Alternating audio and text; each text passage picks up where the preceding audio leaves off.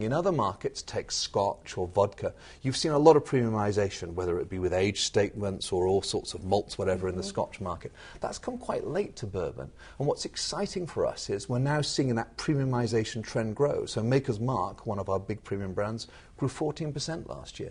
Knob Creek, our small batch, we were the leaders in small batch, up 20% last year. So what that's doing, it's encouraging consumers to trade up within the category, to buy more, but also it's bringing new users in from outside, from markets like Scotch. But that's interesting, and I had read this, that your premium brands are doing exceedingly well, doing better.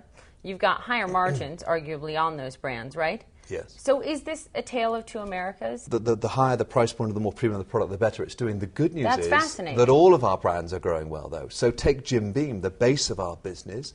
That brand grew 7% this year off the base of the Jim Beam White, the traditional, well-known, much-loved brand, and also the innovations like Red Stag and Devil's Cut that came with it. So we're seeing growth across all price points and all consumer profiles. Do you have any idea why the premium brands are doing better? I think we are focusing a lot of our marketing efforts there. We doubled our investment in our advertising over the past couple of years. A lot of our innovation is there. Brands such as Devil's Cut and Red Stag are where we've innovated. And I think that consumers are interested in the new ideas and new stories we're giving them.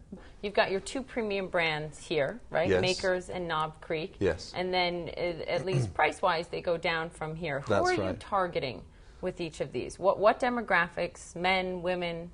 Well, the great thing about bourbon is it comes in various forms and appeals to all demographics. It has a slightly more male demographic today, but what's been very exciting, take Red Stag by Jim Beam. We launched that brand back in 2009, and it revolutionized the category. It was the first time we put flavor into bourbon, so we cherry-infused Jim Beam bourbon. That brought a lot of new female users into the category. Today, over half of the consumers of Red Stag are women.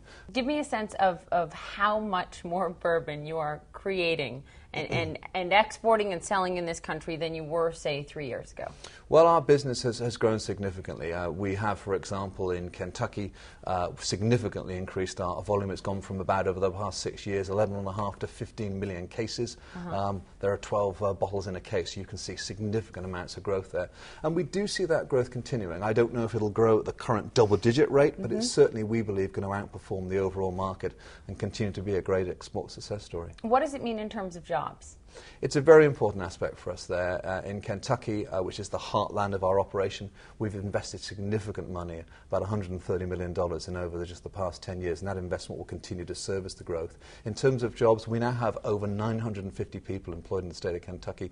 That was to us about 650 some 5 years ago, so it's been very good news for us there. In terms of jobs, are you going to expand more jobs in the United States, in Kentucky, outside of the United States? If we do see more jobs added, if this continues, where are they going to be? They're going to be in the United States, and we're making a lot of investments today in that regard. We're investing in our Maker's Mark facilities to produce more bourbon and then age it in warehouses. That's a lot of manufacturing. We're also investing in more interesting areas than that. For example, our new visitor experience center in Claremont, Kentucky at the Jim Beam Distillery. There have been takeover rumors. There's been a lot of chatter that I know you've had to deal with. The Diageo, Pernod might be interested.